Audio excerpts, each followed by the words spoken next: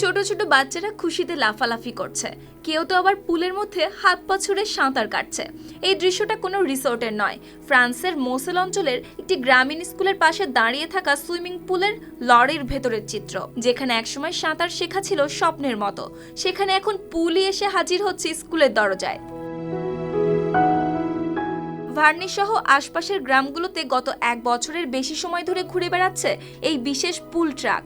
দূরের পৌর সুইমিং পুলে যেতে যে লম্বা বাস যাত্রা আর সময়ের অপচয় হতো, তা এখন আর নেই।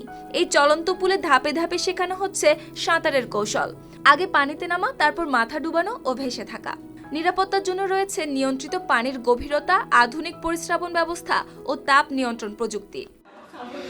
C'est un super outil de travail. Ça peut paraître surprenant de se dire qu'on est dans un camion et qu'on va travailler, mais finalement, parfois, quand on va travailler avec une classe à la piscine, on a rarement plus qu'une ligne d'eau, et c'est souvent une demi-longueur, donc ça correspond à peu près à la longueur du bassin.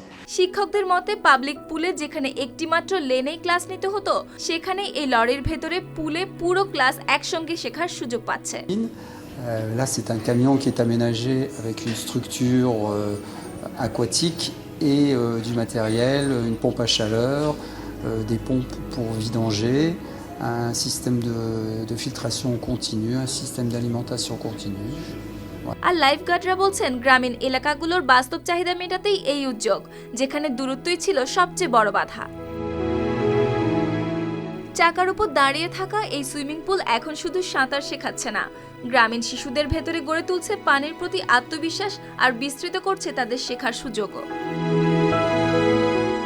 Roy, RTV।